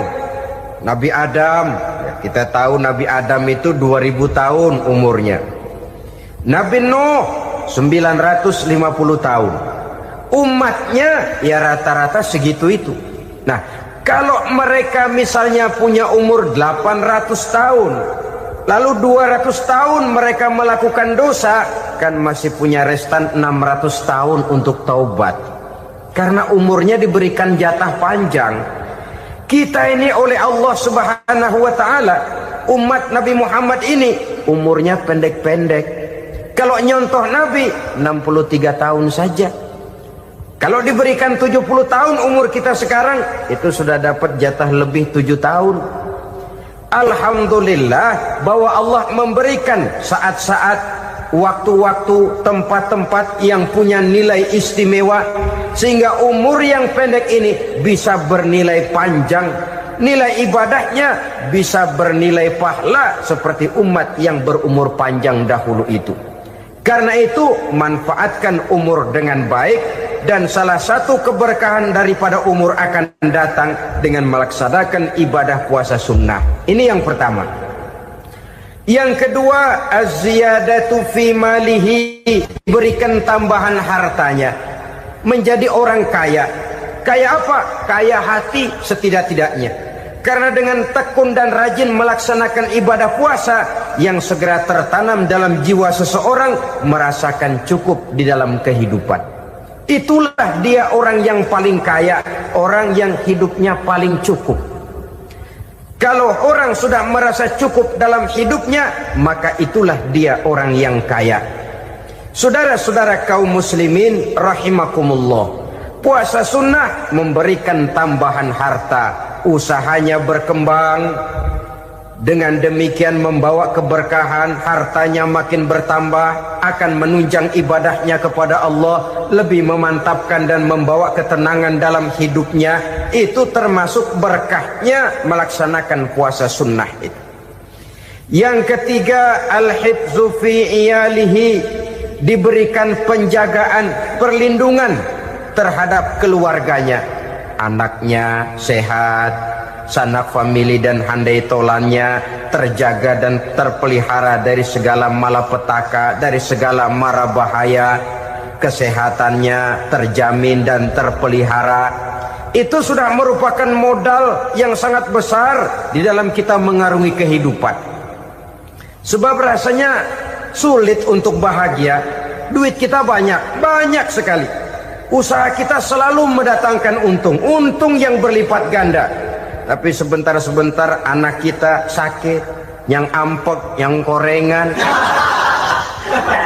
yang kena musibah, ndak tak karu-karuan sakit, berobat sampai jutaan rupiah. Itu kan sudah tidak membawa kebahagiaan. Uang masuk yang begitu banyak jumlahnya, habis akhirnya untuk berobat saja. Sebenarnya hitung-hitung ya seri-seri juga. Usaha berhasil, duit banyak, habis untuk berobat. Lah sama juga saudara-saudara. Jadi dengan demikian, biar duit kita banyak, asal keluarga pada sehat saja, udah enak bener itu. Duit banyak, ekonomi cukup, keluarga sehat, nikmat rasanya menjalani kehidupan ini. Yang kiamat sudah duit kagak barang seperak, keluarga ampek semua. Kiamat sudah. Saudara hadirin yang saya hormati, jadi yang ketiga, Allah memberikan pemeliharaan terhadap keluarganya. Satu kali orang dipelihara Allah, tidak satu kekuatan pun yang bisa mencelakakan. Satu kali orang disengsarakan Allah, tidak satu tenaga pun yang mampu menyelamatkannya.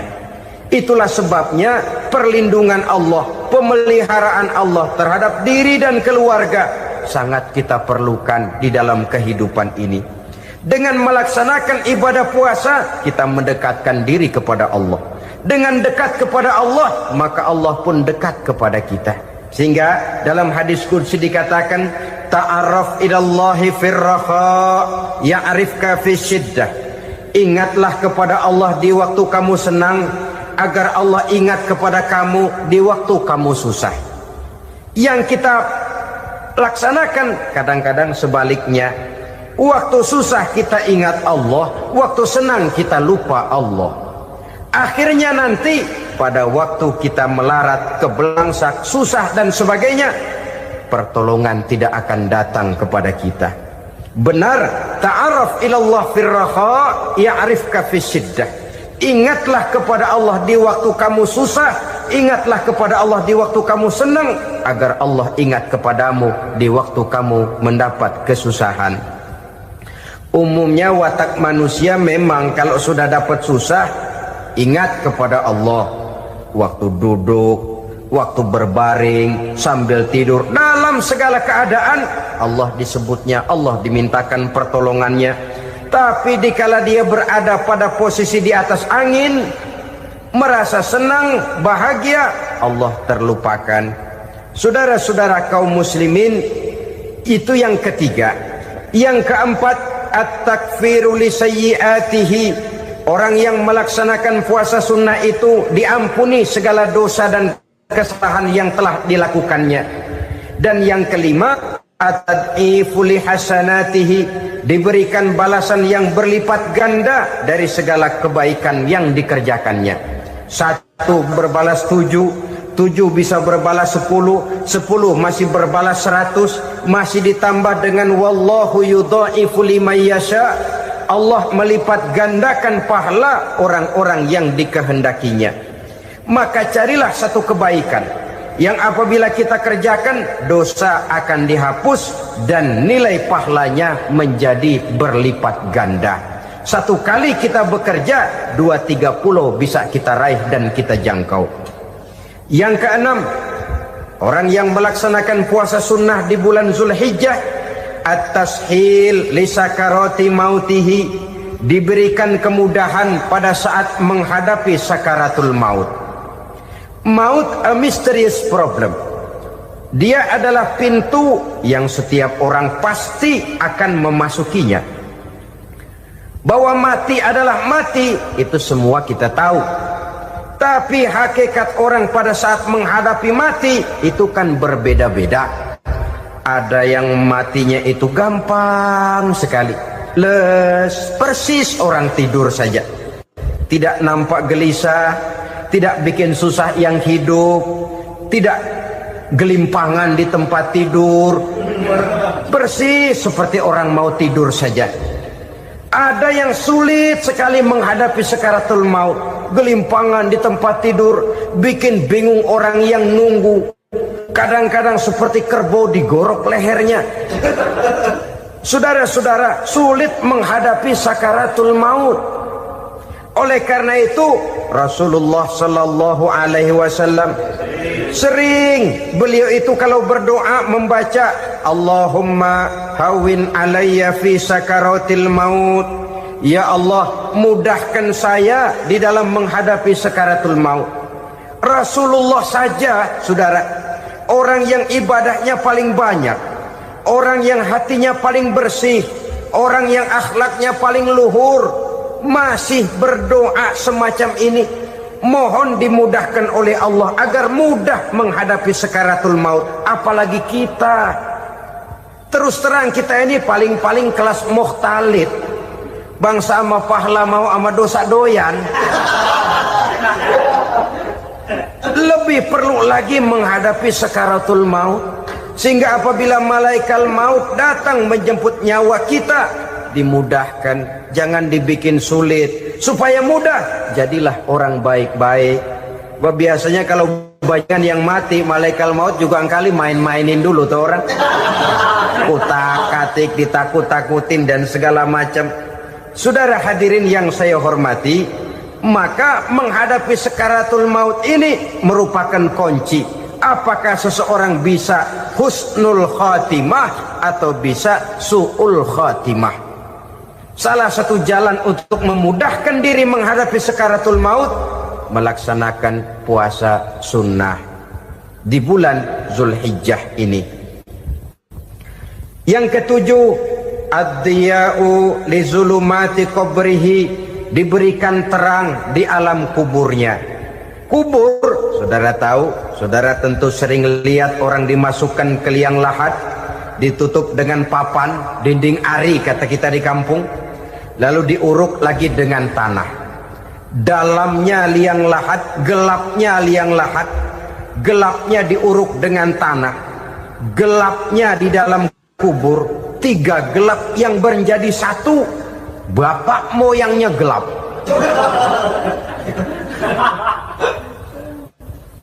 Puasa sunnah ini merupakan terang di alam kubur kita nanti.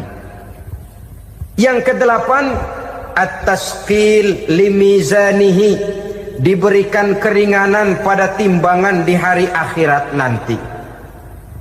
Bahwa setelah dibangkitkan dari kubur, setiap kita akan menghadapi perhitungan, akan ditimbang segala macam kebaikan dan segala macam kejahatan yang pernah kita lakukan di dalam kehidupan.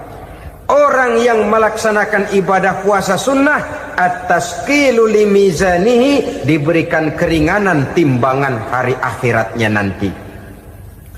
Yang kesembilan, an-najah minal bala, diberikan keselamatan dari segala macam bencana. Dan yang ke-10, as-su'ud ala darajatihi, diberikan ketinggian, naik derajatnya, derajat di dunia, lebih-lebih lagi derajat di akhirat nanti.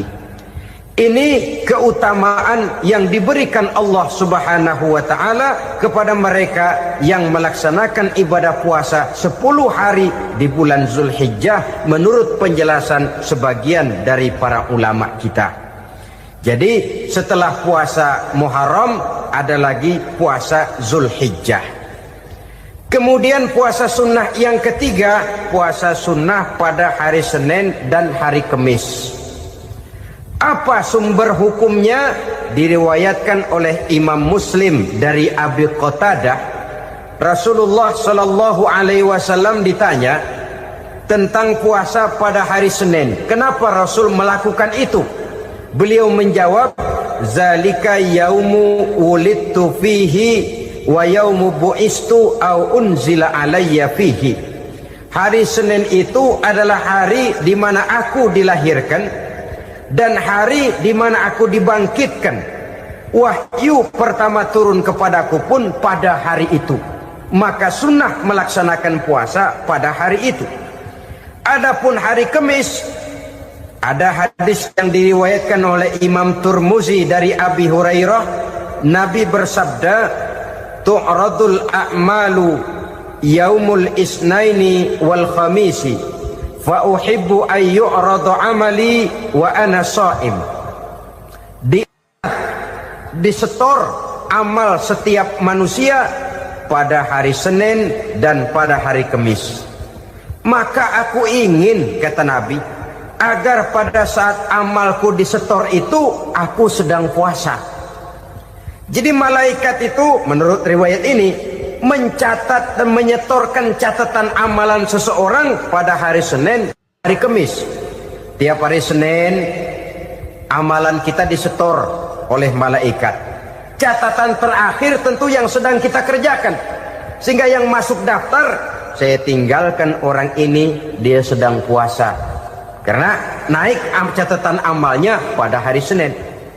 Kamis diangkat lagi, catatan paling akhir, saya tinggalkan orang ini, dia sedang puasa. Itu makna fa uhibbu ayyurada amali wa ana shaim. Aku senang kalau pada saat amalku disetor, catatan paling akhir aku lagi puasa. Satu keistimewaan. Alangkah celaka tiap amalan disetor kita sedang berbuat jahat. Senin, Kemis, teler, mabok, judi. Tiap amalan disetor, catatan akhirnya saya tinggalkan si Fulan lagi teler. Laporan Senin. Kemis laporan lagi, saya tinggalkan si Fulan lagi mirit kartu.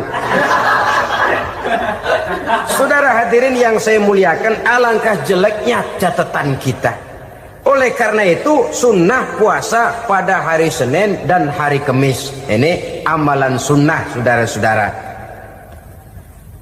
Dan oleh karena ini amalan sunnah, sebagian ulama memberikan penjelasan, walaupun lupa niat, kalau sudah malam itu lupa niat, boleh niatnya sudah siang puasa sunnah ini, dengan catatan dari pagi belum makan apa-apa.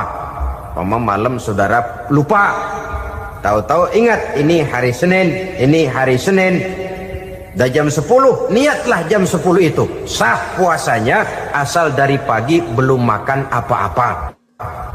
Tapi kalau sudah dapat 2 piring baru niat, jam 10 itu lain, ngojek namanya.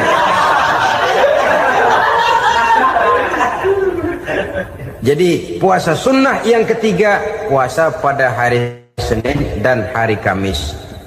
Yang keempat, puasa jenis sunnah yang keempat, puasa 6 hari di bulan Syawal. Diriwayatkan oleh Imam Muslim dari Abi Ayyub bahwa Nabi bersabda, "Man shoma Ramadhana summa atba'ahu sittan min Syawal kana kasyamid dahri." Barang siapa yang berpuasa di bulan Ramadan kemudian diikutinya dengan 6 hari di bulan Syawal, maka dia seolah-olah seperti orang yang berpuasa 1 abad lamanya.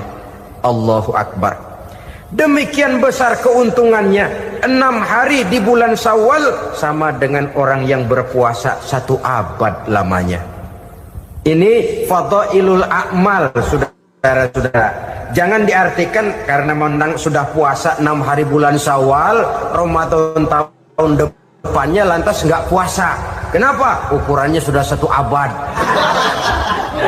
Bukan itu pengertiannya. Ini mendorong orang memberikan ganjaran pahala yang sedemikian besar. 6 hari setelah Ramadan, artinya di bulan Syawal. Tidak pada hari pertama Syawal karena haram hukumnya berpuasa pada hari fitri itu. 6 hari di bulan Syawal. Tinggal lihat yang mampunya saja. Boleh berurutan, boleh tidak berselang-seling, boleh, asal saja jumlahnya 6 hari selama masih bulan Syawal itu. Hari ini 3 hari lagi, 4 hari lagi, diselang-seling atau berurutan, itu juga lebih baik. Puasa sunnah 6 hari daripada bulan Syawal. Kemudian yang kelima, puasa sunnah 3 hari pada setiap bulan. 3 hari pada setiap bulan. Diriwayatkan oleh Imam Bukhari dan Muslim dari Abi Hurairah. Abi Hurairah bercerita, "Ausani khalili sallallahu alaihi wasallam bisalasin." Kekasih saya Rasulullah berwasiat kepada saya, memesankan benar-benar kepada saya untuk melaksanakan 3 amalan yang terpuji. Pertama, siyamu salasati ayyamin min kulli syahrin. Puasa 3 hari dalam setiap bulan. Ini wasiat yang pertama. 3 hari pada setiap bulan. Tidak peduli bulan apa saja. Dalam artian ya bulan menurut perhitungan Islam ya. Muharram, Safar, Rabiul Awal, Rabiul Tsani, Jumadal Ula, Jumadil Akhir, Rajab, Sya'ban, Ramadan, Syawal, Zulqa'dah, Zulhijjah dan selanjutnya. 3 hari pada setiap bulan. Tanggalnya tanggal berapa saja. Lebih utama pada yang disebut Yaumul Bid, yaitu hari-hari di mana bulan menunjukkan purnama.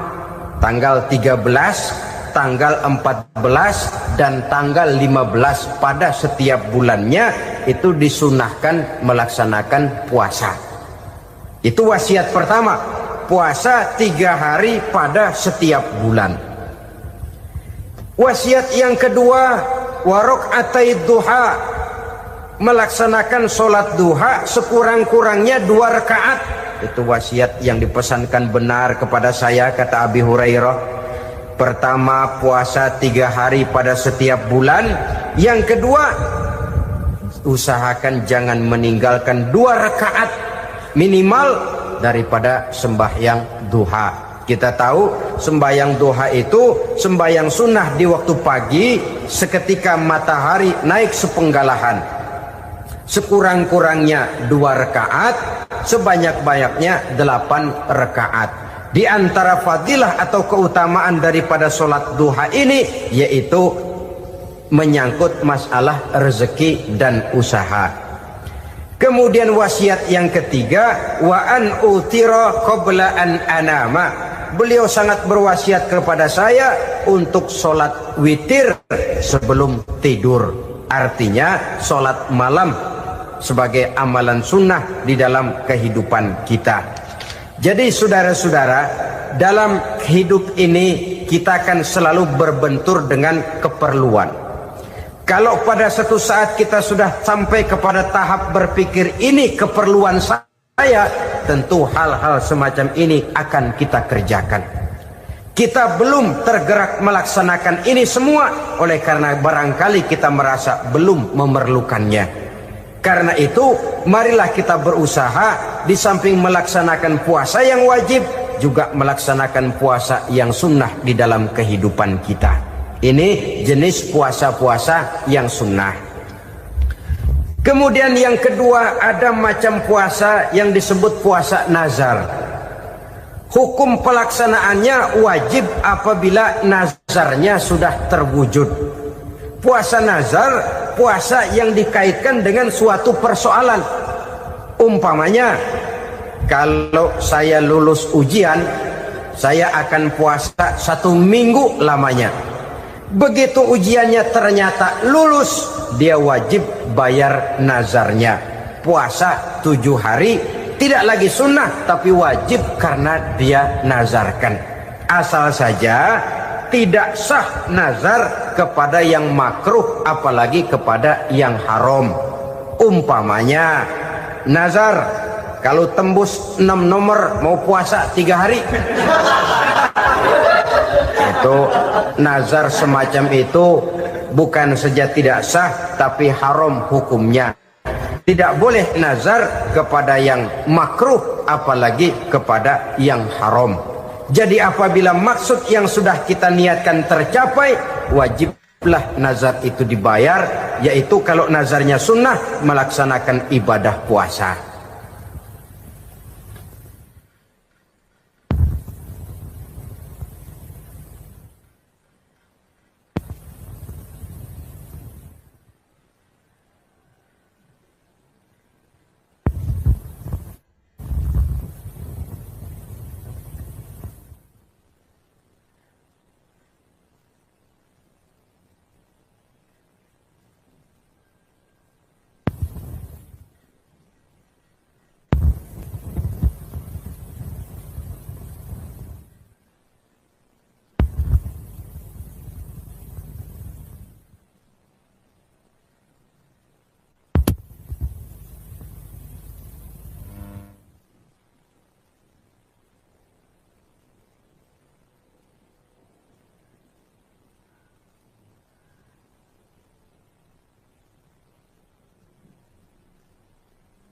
Saudara-saudara kaum muslimin rahimakumullah. Jenis puasa yang ketiga kita kenal dengan puasa wajib. Dan ini kita laksanakan pada bulan suci Ramadan. Tentang teknis pelaksanaan ibadah puasa di bulan Ramadan sudah pernah saya bicarakan pada pertemuan tentang Ramadan dan Idul Fitri. Pada kesempatan ini saya hanya ingin mengajak bahwa di dalam melaksanakan ibadah puasa Ramadan ini, marilah kita mengadakan evaluasi. Kenapa demikian? Barangkali secara jujur, walaupun agak berat, saya masih harus berkata, masih banyak di antara kita umat Islam yang di dalam melaksanakan suatu ibadah terjebak dalam rutinitas ritual. Apa itu rutinitas ritual? Itu bahasa susah. Berhubung saya tidak ingin bicara yang susah-susah, kita bicara yang mudah-mudah saja. Maksud saya, banyak di antara kita umat Islam yang di dalam melaksanakan suatu ibadah itu hanya dengan prinsip asal sekadar gugur kewajiban saja. Akibatnya, sampai sejauh mana ibadah itu berhasil membentuk kepribadian diri kita, kita jarang mengadakan evaluasi dan penilaian. Solat yang penting gugur kewajiban. Puasa yang penting sudah gugur kewajiban. Haji yang penting sudah gugur kewajiban. Maka jangan heran kalau itu yang jadi prinsip, ibadah lantas tidak punya dampak dalam membentuk kepribadian diri. Banyak orang yang rajin sholat tapi munkarnya jalan terus. Sampai kadang-kadang kita bingung, yang sembahyang dia, yang nyolong dia. Puasanya kelihatannya tekun tapi tidak punya kepekaan sosial. Sama yatim piatu bersifat masa bodoh, sama fakir miskin malah gemes. Tidak lantas tumbuh kepekaan sosial walaupun dia sudah ikut merasakan tidak enaknya lapar dan haus.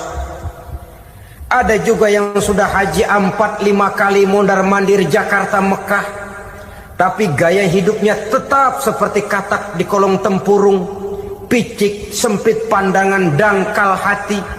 Tidak terbuka walaupun sudah melihat Islam dalam skala internasional. Yang dia lihat, yang dia saksikan, yang dia pandang, tidak sanggup menggugah dan mengubah jiwanya, tidak bisa mewarnai pandangan hidupnya. Inilah akibatnya kalau ibadah hanya dikerjakan dengan prinsip asal sekadar gugur kewajiban. Hasilnya yaitu tadi, hajinya cuma menang topi putih sama serban. Sholatnya cuma prinsip asal gugur kewajiban. Begitu juga puasanya, begitu juga zakatnya dan ibadah-ibadah lainnya. Bukan tanpa satu maksud, jikalau Allah Subhanahu wa ta'ala memerintahkan kita melaksanakan ibadah puasa di bulan suci Ramadan, bahkan maksud itu sangat pada penghujung ayat yang memerintahkan kita puasa. Ya ayyuhalladzina amanu kutiba alaikumus syiyam kama kutiba alal ladzina min qablikum la'allakum tattaqun. Orang yang beriman diwajibkan atas kamu berpuasa, telah diwajibkan juga kepada orang-orang yang sebelum kamu, la'allakum tattaqun, agar kamu dengan puasa itu menjadi manusia yang bertakwa kepada Allah Subhanahu wa ta'ala. Dengan kata lain, berhasil atau tidak puasa Ramadan kita ini akan nampak takwa kita meningkat atau tidak setelah kita melaksanakan ibadah puasa. Sehingga kalau orang mengatakan Ramadan itu merupakan month of training, bulan latihan, keluar latihan tentu harus semakin naik dan baik gaya kehidupan kita. Jadi tujuan utama daripada pelaksanaan ibadah puasa adalah untuk membentuk manusia yang bertakwa. Nah, takwa itu kata Imam Qusairi hurufnya ada 4. Ta, qaf, wawu, ya. Masing-masing huruf ini simbol dari pribadi orang yang bertakwa, bina dan dibentuk oleh pelaksanaan puasanya. Mari kita lihat. Huruf ta adalah lambang dari sifat tawadhu, rendah hati. Orang yang bertakwa, orang yang tidak mempunyai sifat sombong. Puasa menanamkan kita kesadaran terhadap kelemahan, terhadap keterbatasan, terhadap segala ketidakmampuan yang kita miliki. Ya Allah, baru sehari nggak kena makan, nggak kena minum, sudah begini lemesnya. Puasa memang, kalau pagi orang masih sehat, masih terdorong oleh sahur, siang masih lumayan, tapi zuhur ke atas biasanya mulai sikap lemah manusiawi, keterbatasan kekuatan biologis itu mulai nampak. Dari sini tanam satu kesadaran, kalau begitu apa yang mau disembuhkan di hadapan Allah? Kaya, siapa sih orang paling kaya? Ilmu, siapa sih orang paling pintar? Pangkat, siapa sih orang paling tinggi jabatannya? Dari sifat semacam ini lahir introspeksi, rasa mawas diri, timbul sifat tawaduknya, rendah hatinya, tidak melonjak menjadi angkuh dan sombong lantaran sedikit kemampuan dan kekuatan yang dimilikinya. Lalu untuk sikap yang lebih jauh, terwujudlah, terbentuklah apa yang dinamakan stabilitas temperatur batin. Orang tetap konstan menjaga nilai-nilai idealisme yang pernah dimilikinya. Dia mulai dengan adil, dia berjalan tetap dengan keadilan, dan dia berakhir juga tetap dalam keadilan. Jangan mulainya adil, tengahnya setengah adil, di akhirnya malah zolim sama sekali. Ini tidak punya stabilitas temperatur batin. Kan banyak orang begitu toh. Mulanya benar, belakangan mau benar sendiri. Mulanya sudah rela berkorban buat kepentingan orang banyak, belakangan malah selalu mengorbankan kepentingan orang banyak. Waktu di bawah rajin baca ayat kursi, dapat kursi lupa ayat. Stabilitas temperatur batin tertipu oleh perasaan seolah-olah situasi dan kondisi sudah serba memungkinkan, sudah serba menguntungkan.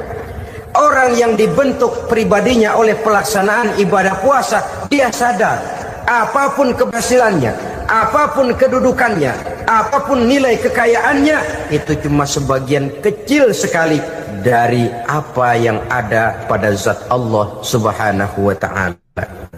Hati tidak takabur, sesuai dengan namanya takabur dari kalimat takabbaro ya takabbaru, membesar-besarkan diri. Orang yang suka membesar-besarkan diri, orang yang tidak yakin bahwa dirinya orang besar, lalu dibesar-besarkan dirinya. Sebenarnya itu sudah satu sikap di mana dia tidak percaya kepada diri sendiri. Dirinya sebenarnya bukan apa-apa, cuma ingin dianggap besar, lalu dibesar-besarkan. Takabbur namanya. Puasa sekali lagi melatih kita menanamkan kesadaran akan kelemahan dan keterbatasan kita sebagai makhluk. Itu sikap tawadu. Fir'aun, sudah tahu Fir'aun, lama-lama dia jadi raja, lupa diri dan lupa daratan, melonjak menjadi angkuh dan sombong sampai kepada puncak kekurang ajarannya, memproklamirkan dirinya menjadi Tuhan. Hitler juga begitu. Pendeknya, orang manakala tidak ada kesadaran tentang dari mana segalanya berasal dan kemana segalanya akan kembali, dia mudah out of control. Kalau sudah out kontrol, maka dia akan melakukan perbuatan yang melampaui batas. Itu yang pertama. Jadi orang takwa, orang yang rendah hati, salah satu tujuan daripada pelaksanaan ibadah puasa menanamkan sikap rendah hati.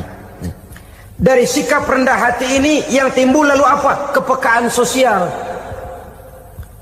Kalau saya puasa, saya sudah merasakan bagaimana tidak enaknya lapar. Saya sudah merasakan bagaimana tidak enaknya haus. Tapi bagaimanapun, saya lapar cuma sebentar, saya haus cuma sebentar. Selesai maghrib, lapar saya hilang, haus saya hilang. Bagaimana yatim piatu, orang-orang tua jompo yang perlu santunan, orang-orang miskin yang terkapar di kolong-kolong jembatan, yang tiap hari merasakan perasaan seperti ini, tanpa tahu kapan hidup dan nasibnya akan berubah. Tidur beratapkan langit, berselimut koran. Kalau demikian, saya ini beruntung. Kalau demikian, apa yang bisa saya lakukan untuk mereka? Kepekaan sosial ini lalu timbul dalam apa yang orang sekarang namakan solidaritas, kesetiakawanan sosial. Hidup tidak hanya untuk kepentingan diri dan perutnya sendiri saja, tapi mau menolong, mau membantu orang yang memang memerlukan bantuan dan pertolongan itu sendiri. Jangan setelah tahu lapar tidak enak, haus tidak enak, tapi kita tidak mau tenggang rasa, tidak mau timbang rasa. Begini loh tidak enaknya lapar, begini loh tidak enaknya haus. Ini terjadi pada diri saya masih mampu, masih berbuka puasa. Bagaimana yang tiap hari merasakan seperti ini? Tidak Ramadan, tidak Syawal, tidak Zulqa'dah, tidak Zulhijjah, selalu kelaparan dan kehausan. Dari sana timbul kepekaan sosial. Lalu lahirlah sikap pemurah, dermawan, mau menoleh ke kiri dan ke kanan. Bahkan Al-Quran itu sampai mengancam betul. Ara'aita allazi yukadzibu bid-din fadzalika allazi yad'u al-yatim wa la mendustakan agama. Islam mendustakan Islam. Salat dia tapi mendustakan salat. Puasa dia tapi mendustakan puasa. Siapa mereka itu? Fadzalika allazi yad'u al-yatim. Merekalah orang-orang yang meninggalkan anak-anak yatim. Wa la yahuddu ala ta'amil miskin, dan tidak pernah memberi pertolongan, tidak memerintahkan memberi makan kepada fakir miskin, walaupun dia berada pada posisi dan kondisi yang memang dia mampu. Nah, kalau dia tidak mampu itu lain soal. Dia mampu, dia tahu, dan dia diam saja. Itu termasuk yukadzibu biddin, orang-orang yang mendustakan agama. Berlindung kita kepada Allah, jangan sampai termasuk ke dalam kelompok itu. Yang kedua saudara, huruf takwa itu qaf. Qaf adalah lambang dari sifat qanaah. Qanaah artinya merasa cukup. Puasa melatih kita untuk bersikap cukup dalam hidup. Kalau kita perturutkan menjelang saat berbuka, menunggu waktu berbuka, istilah orang di Jawa Barat ngabuburit katanya. Kita menunggu saat berbuka, segalanya saja ingin kita beli, segalanya saja ingin kita minum, semuanya saja ingin kita makan. Sebab nafsu sudah begitu berupa. Perut sudah sedemikian lapar, kerongkong sudah sedemikian haus, rasanya semuanya saja ingin kita telan. Tapi tahukah kita bahwa setelah maghrib berbunyi, berapa banyak yang kita makan, berapa banyak yang kita minum? Sesuaikah dengan keinginan kita tadi siang? Tadi siang semuanya ingin kita makan, tadi siang semuanya ingin kita minum. Setelah berbuka, berapa banyak yang kita makan, berapa banyak yang kita minum? Itulah kehidupan. Segalanya ingin kita kuasai, segalanya ingin kita punyai, tapi berapa sih yang benar-benar kita perlukan? Maka orang kaya adalah orang yang hidupnya cukup. Orang miskin hakikat yang selalu merasa kurang. Bagaimanapun besar rumah, banyak uang kita, berpuluh kendaraan kita, kalau hidup selalu merasa kurang, itu artinya kita masih miskin. Maka jikalau ingin menjadi orang kaya, kuncinya hakikatnya cuma satu, hati kita merasa cukup dengan yang diberikan Allah, bersyukur atas segala nikmatnya, dan dengan syukur itu, nikmat itu akan ditambah oleh Allah Subhanahu wa ta'ala. Puasa menimbulkan sifat qanaah, dan qanaah adalah watak daripada orang-orang yang bertakwa kepada Allah Subhanahu wa ta'ala. Seperti orang minum air laut, makin diminum makin haus, makin diminum makin kering tenggorokan. Begitulah orang berhadapan dengan materi. Tadinya dia akan senang kalau dia merasa punya tanah ratusan hektar. Sudah ratusan hektar tidak cukup, ngelamun lagi, alangkah nikmatnya kalau bisa beli gunung. Gunung dibeli. Sudah punya gunung, lihat laut. Aduh, kalau laut juga bisa dibeli, beli lagi laut. Sudah punya laut, lihat ke atas langit, ada yang jual apa enggak ya?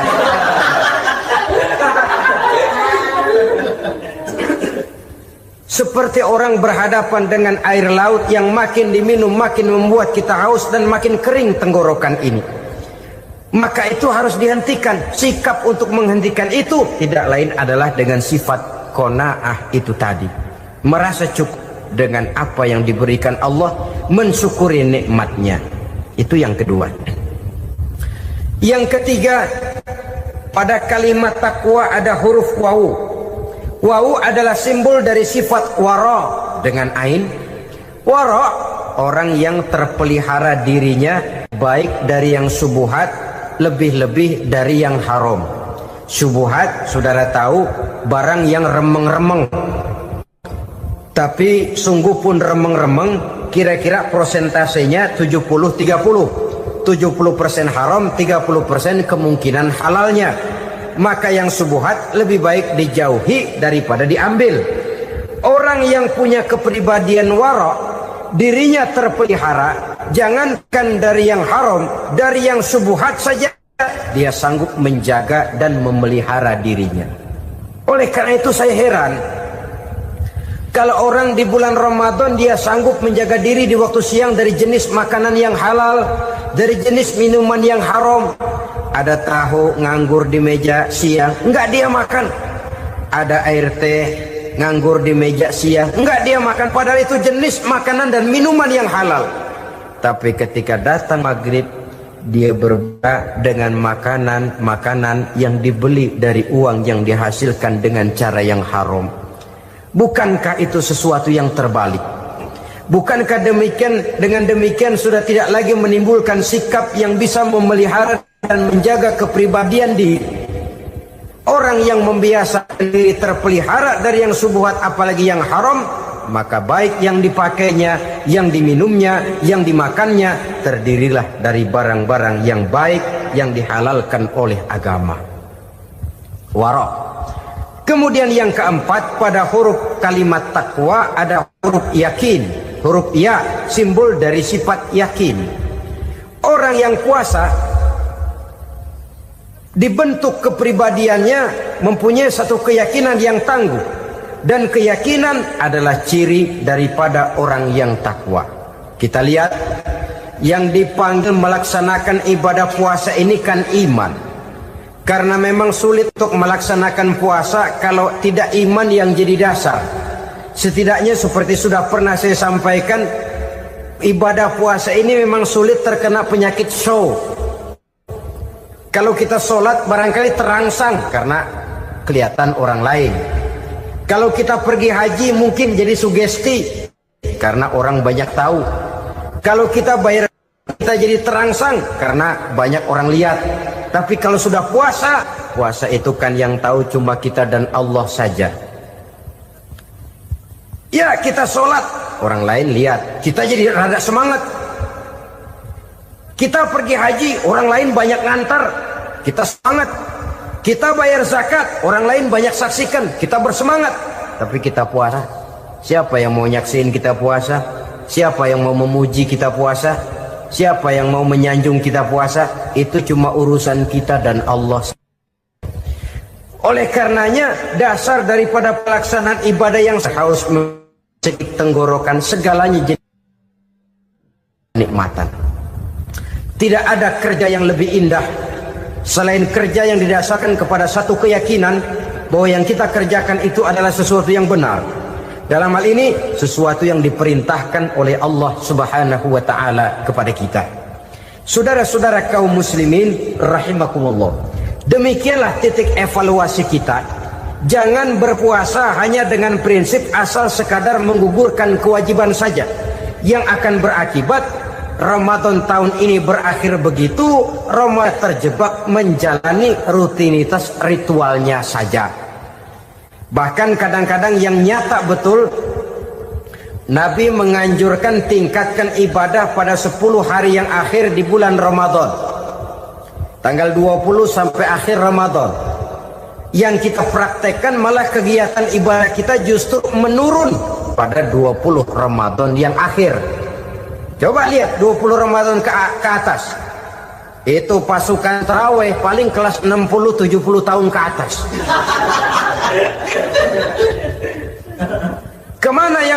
sudah berpikir menghadapi lebaran, berpikir pulang mudik, berpikir macam-macam. Akibatnya konsentrasi ibadah lalu buyar. Dianjurkan Rasul, tingkatkan ibadah pada 10 hari yang terakhir. Kita malah makin ke akhir makin lancip.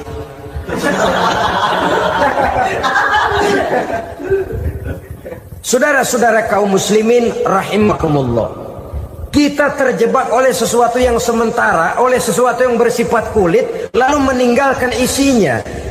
Padahal jikalau kita tidak mengisi Ramadan dengan kegiatan ibadah, berarti kita tidak keluar dari Ramadan dengan jiwa yang baru, yang sudah ditempa oleh pengalaman ibadah di bulan Ramadan. Artinya kita tidak kembali kepada fitrah, kesucian seperti saat kita dilahirkan. Lalu kalau kita tidak kembali kepada fitrah, apa yang mau kita rayakan pada Idul Fitri itu? Di mana letak kegembiraan kita?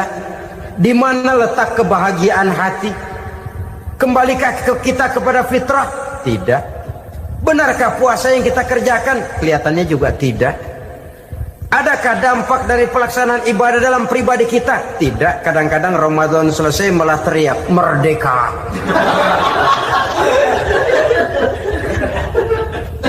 Kalau tadinya Ramadan dia merasa terhalang, mau keluar siang, mau makan siang, bulan puasa, mau minum siang, bulan puasa, mau gandengan, bulan puasa. Ramadan selesai, kibarin bendera, teriak merdeka. Lalu kembali merajalela. Saudara-saudara, dampaknya tidak akan kelihatan. Padahal puasa yang baik, la'allakum tattaqun, membentuk manusia yang bertakwa kepada Allah Azza wa Jalla.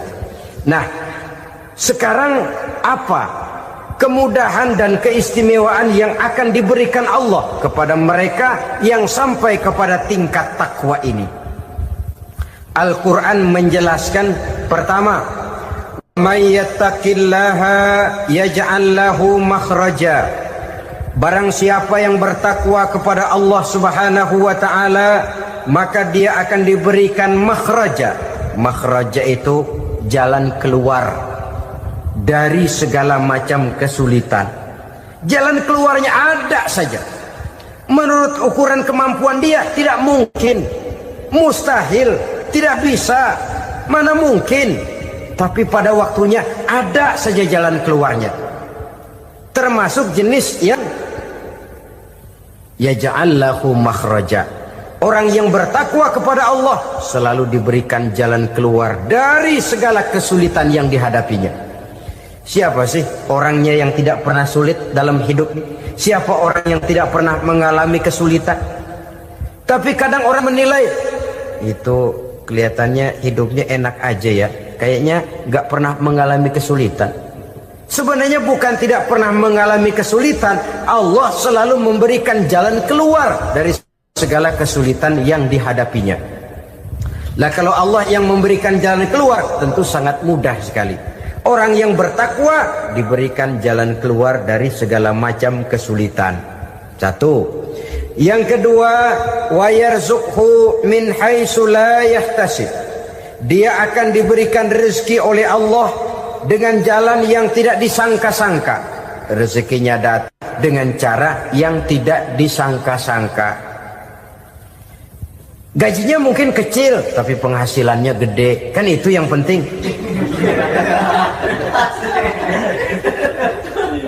Gaji dan penghasilan kan lain tuh. Boleh jadi gaji kecil, asal penghasilan gede, kan nikmat hidup itu. Nah, penghasilan ini ada yang bisa kita perkirakan. Bisa kita perkirakan. Misalnya gaji itu tadi. Kalau saya kerja, gaji saya begini. Ada rezeki yang masuk min haitsu la yahtasib. Tidak kita sangka-sangka. Tidak kita duga-duga. Tahu-tahu ada saja rezeki. Datang orang, bawa persoalan yang mendatangkan hasil.